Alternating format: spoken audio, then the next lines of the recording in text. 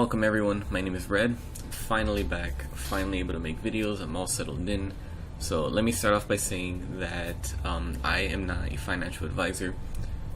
Please do not open any trades or open any positions based off of what I say. You and you alone are responsible for any trades or positions that you open up. So with that being said, let's get into it. So we had Bitcoin fall from $6,000 to $3,100. More or less about a 50% decrease. We had a new surge in volume, which is good. Always nice to see volume coming into the market, but over time it looks like the volume has been kind of declining as we continue to this move to new lows this year. Here we got some lines set up. This is Bitcoin in a descending Browning wedge. It looked like Bitcoin was forming an inverse and shoulders pattern, but did not really go through with it. We have a very broad right shoulder, and we have this yellow line representing the support level. Still hanging on the support level right now, but it's looking more and more like we're going to fall below that and retest our lows of $3,100.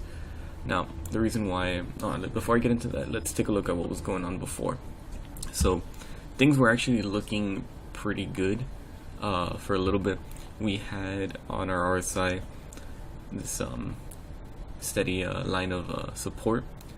We had 1, 2, 3, 4, almost 5 touches. The fifth one almost touched it, started curving up, ended up falling through. We spilled through about $400. That's a pretty big fall. To me, it did look like we were going to possibly bust out of this descending Browning shoulder, but it didn't happen. Now we've fallen through all of our moving averages, tried a small move above this moving average, ended up touching it, getting rejected. This is a pretty bearish candle, so keep an eye on that. Another bearish sign that I saw over on our MACD trends and MACD line, we have the MACD crossing bearishly, the two lines crossing over in a bearish pattern, and as well as going under the zero line. That usually means that we are setting ourselves up for lower prices. Another thing that we saw was we had this surge up here. We had from our highs of around 4,400 started moving down. The MACD started moving up. That was actually just a sign that we were actually setting ourselves up for lower prices. We were getting ready to get to a more neutral spot so that we can get some more negative momentum. That's just what it's looking like to me. So right now there's not really much to say about Bitcoin. We're just stuck in this descending huge scaling broadening wedge. We're just gonna have to wait and see to get more data. Potentially we could, best case scenario, we hold this support and then retest getting out of the Browning wedge, but our volume is declining. We did get a small surge in volume, but most of that is sell side volume. We want to see a lot of green candles the way we saw over here. That's just what we want. So let's move on to Ethereum. Where are you?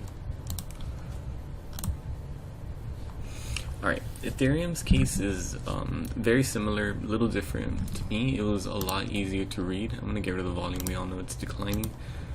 So after Ethereum spilled from its $200 mark, from its $100 mark, we hit a low of $80.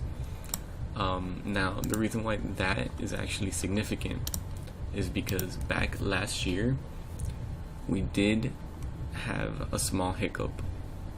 We were rising, and then we stopped around between $94 to $80. So that's probably why we're catching support. But to me, all of this just looks like a correction, and for us to set up for new lower prices throughout the board. Ethereum has yet to make any new higher highs throughout the entire year. Same with Bitcoin. Let me zoom in. We have Ethereum in this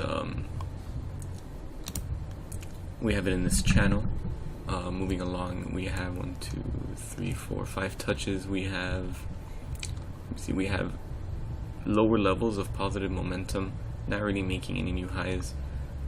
We did close a bit higher over here, but to me this looks more like a double top at 160, hitting the top of this channel, descending all the way to the bottom of this channel.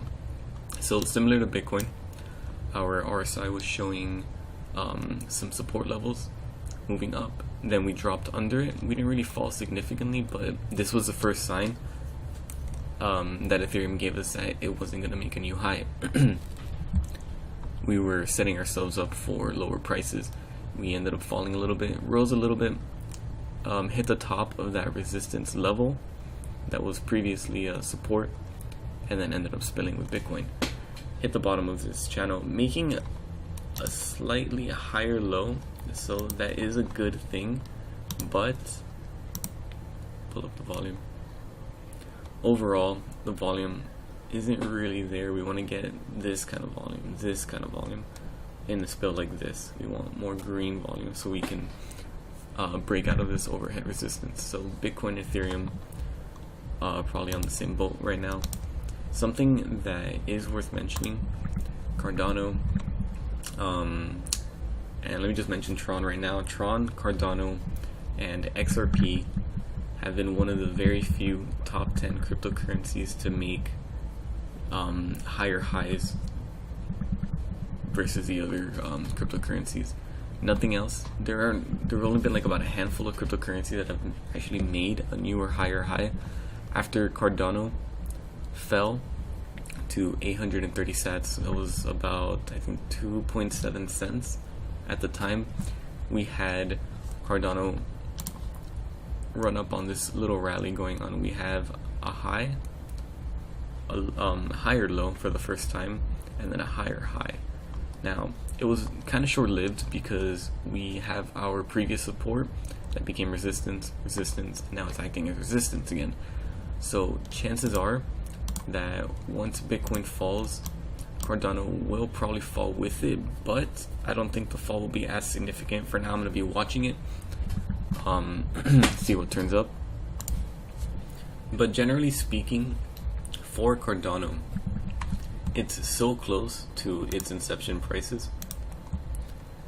From, let me pull up a better one. The Bittrex one has more information. When Cardano came out, it started at around 200 sats and it was very quiet. Okay. Then all of a sudden, a month later, it started getting all this hype. People started finding out that the previous CEO of Ethereum, one of the co-founders of Ethereum, actually created this coin, and it just blew up immediately. After that, we went to 12 cents, dropped back a little bit, went to 23, dropped back, went back to, not back, we went up to about $1.36. So it had a really interesting impulse wave, and then it fell with the rest of the market, had a dead cat bounce, started falling, and then smaller rallies. So this part over here, even though it does look like a higher high, that was from exchange news, so that it's kind of hard to read, but I would consider this its first significant higher high. So even though Cardano has been making higher highs, over here on our MACD, on our momentum level, the histogram, it shows huge surge in momentum, right? Started falling, and then we got another small surge. We did make higher highs in price action, but the momentum indicator wasn't following the price action. This was leading me to believe that we were setting ourselves up to go through some sort of correctional phase. Right now, waiting to see if we can get more data so we can get a better idea on what Cardano is going to do. So I'm going to be keeping a very close eye on this. It's very, very near its inception prices. The risk to reward ratio for something like this is in your favor. So just keep an eye on this one. Right now, it's currently looking like it's trying to hold support at around 1200 sats. So previous resistance right over here, becoming support, as you can see. I'm gonna see if we can hold in this trend, see if we can bounce back up and get over our previous high.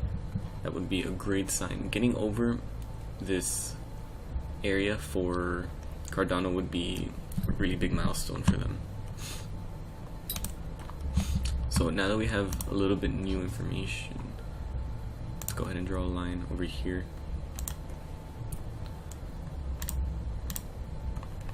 This represents some support that Cardano is hitting on the RSI.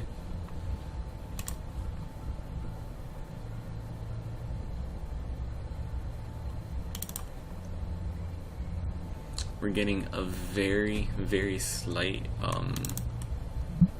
lower high over here. Very, very slight, so it might be starting to weaken. We're gonna wait and see if we can make a higher high. If it fails to make a higher high, that's your chance to short it right there. Alright, let's move on to XRP. So XRP has been defying the laws of cryptocurrencies. It was the first cryptocurrency, well, the first major cryptocurrency to start its bull run. It has been constantly making higher highs, and it's been keeping up with these higher highs. We did get a surge in volume one of those days, just massive volume comparing back to April, early 2018. So we have about a double top over here. We have overhead resistance 1, 2, 3, failing to make another higher high, waiting to see if we can hold support around the 9,000 sat range. Failing to do that, we will test our next major support range of around 850. Then after that, we can probably expect prices going down to the 6,900 sats, but gonna have to wait and see because XRP doesn't really follow Bitcoin. It kind of does its own thing. Some overhead resistance over here. Breaking this would be very bullish, very good for XRP. Let's take a look at some trends for XRP. So XRP starting its move under the zero line on the MACD on the daily. Not a good sign. Definitely not what you want. On the daily, we're gonna wait probably a couple weeks to see if we can break this. Breaking this overhead resistance on our trend MACD would show that we're ready for a new uptrend.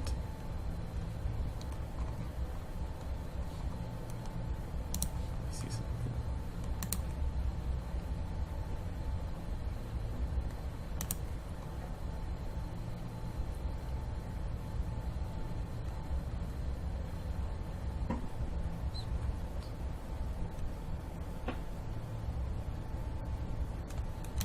Just leave that there for now. Let's go over to the 4 hour. It's 4 hour.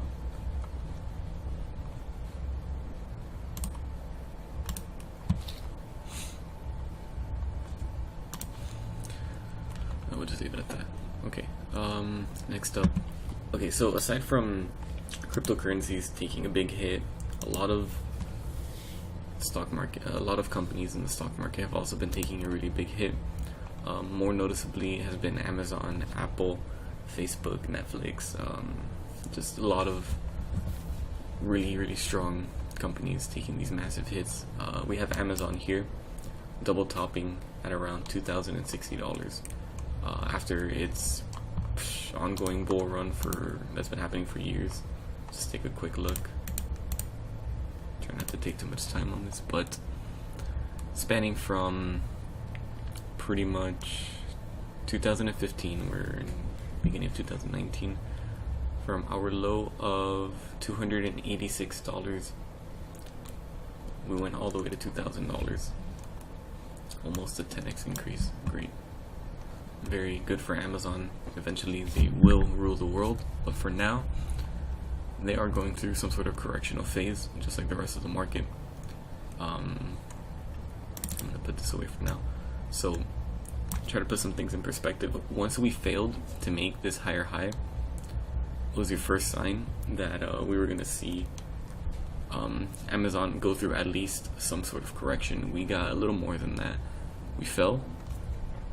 We made a new low of 1487.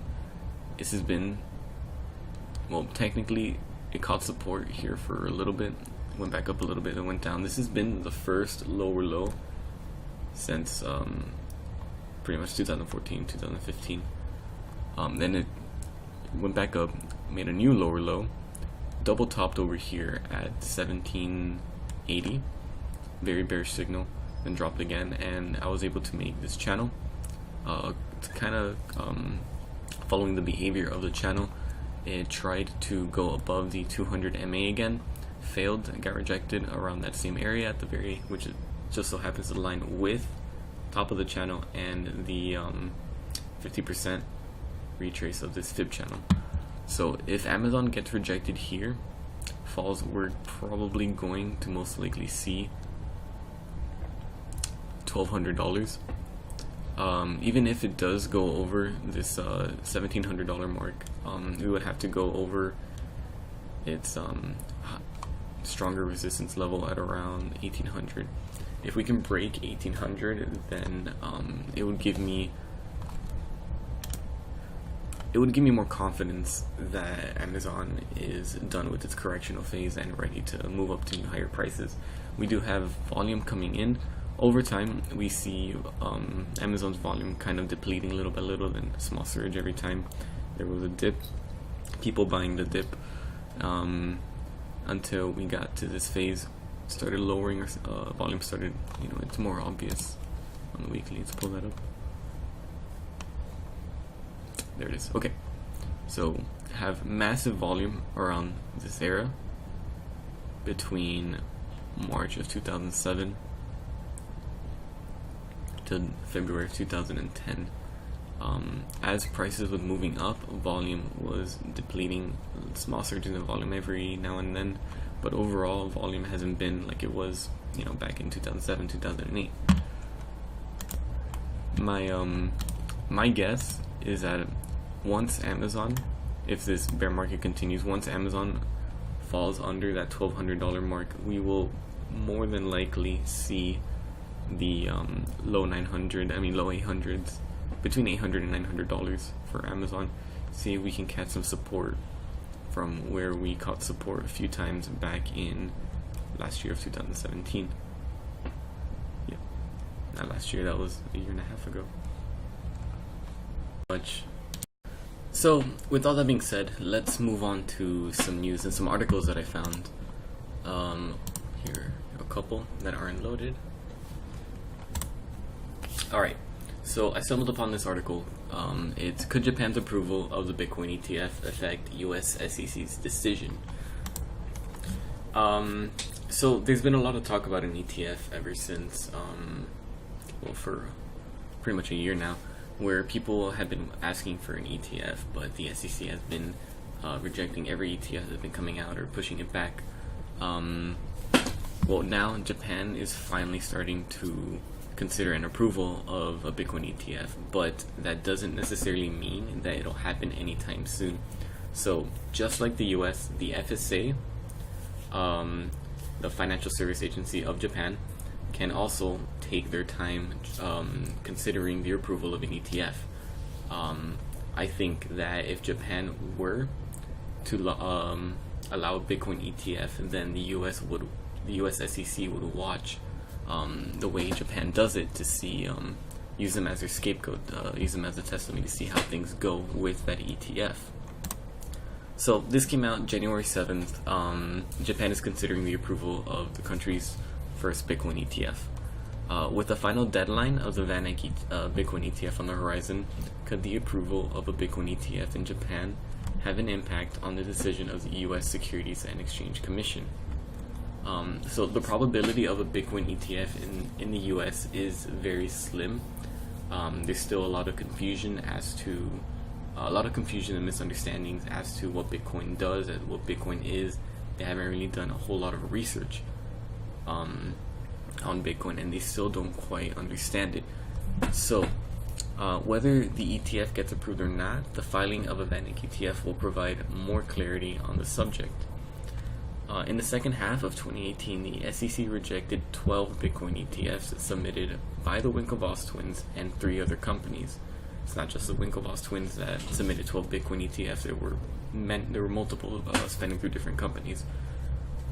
So the Winklevoss twins attempted to launch an ETF using cryptocurrency exchanges to calculate the base price of the asset, and the 3 companies relied on the Bitcoin futures market to develop an ETF.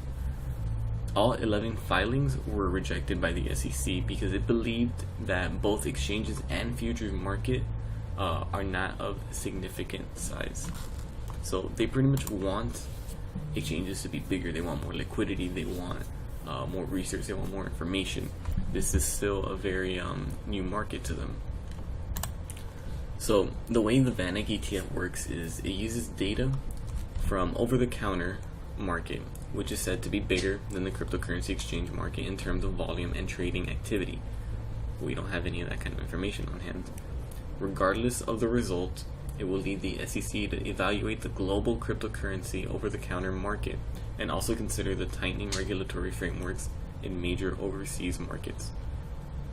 Japan, South Korea, Singapore, Malta, and all other regions are implemented strict policies on know your customer and anti-money laundering, monitoring suspicious transactions, and disallowing anonymous accounts from trading cryptocurrencies. I know that South Korea even went as far as to regulate and tighten the regulatory framework for outsiders being able to trade cryptocurrencies with the South Korean won. So the question of this article is, could Japan sway the SEC? If a Bitcoin ETF is approved in Japan before the US, there exists a possibility that it may lead the US government to approve a Bitcoin ETF in its local market. Markets in general, overall, very competitive, and I don't think the SEC would want the US to fall behind in this type of market, pending the results in Japan. See how it goes. So right now, as it stands, Japan remains as the only country to have integrated a national licensing program for cryptocurrency exchanges, only allowing a handful of exchanges that are fully compliant with existing regulations to operate within the country.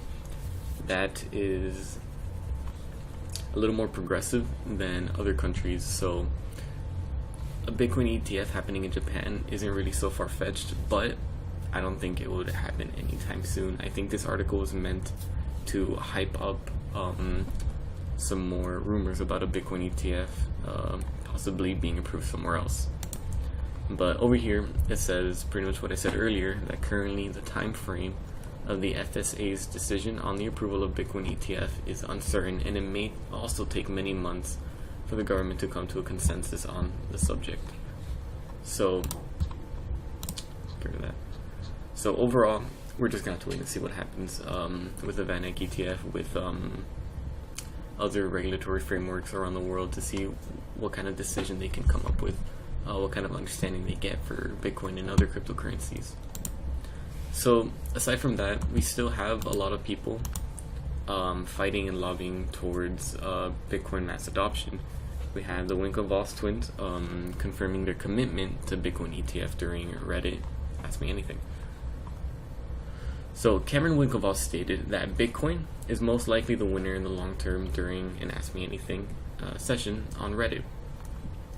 Answering a question about whether or not Bitcoin would keep its #1 position among cryptocurrencies, Cameron expressed his optimistic view of the coin, saying that Bitcoin is certainly the OG crypto. It's hard to defeat, network effects. So in terms of hard money, store value, Bitcoin is most likely the winner in the long term.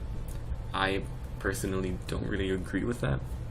I think it's very difficult for Bitcoin as it stands right now to be considered as a store of value, seeing how it's so volatile, even though there are other countries that have an even more volatile fiat currency, like Venezuela or and Zimbabwe. So let's see. So responding to a question on the relative importance of blockchain versus cryptocurrencies, Tyler stated that one can't exist without the other. A blockchain without crypto is like calling AOL the internet. Speaking about the long-term potential of both fiat and crypto exchanges, Cameron pointed out that currently fiat on-ramps are crucial crypto, but that he can see a future where everything, including fiat, is crypto, plugging the twins' USD-backed stablecoin, the Gemini dollar. I think they just really wanted to talk about their stablecoin cryptocurrency on their exchange. So in July, the U.S. Securities and Exchange Commission rejected the application for a Bitcoin ETF by the Winklevoss for the second time. The browser's first application for a Bitcoin ETF was rejected by the SEC in March of 2017. So In explaining its decision, the Commission stated its concern that a significant portion of Bitcoin trading happens on unregulated exchanges outside the United States, in addition to qualms over low liquidity. So like I said earlier, there's a lot of trading that's going on around the world that the US can't really control, and lack of low liquidity going on. But it is nice to see other people's commitment to trying to improve Bitcoin, trying to get Bitcoin adopted, and still continuing the struggle between Bitcoin and regulatory frameworks. So with all that being said, I think I'm just going to leave it at this for now. Thank you guys for watching, and if you're new to my channel, be sure to subscribe, turn on the bell so you can get notified when I'm on, so when I'm doing my live sessions you can always ask me anything you'd like. If you're struggling with any trading tips, or if you have questions that you want answered about cryptocurrencies or anything in the market in general, I'm usually around. So thank you guys for joining in, and I'll see you guys next time.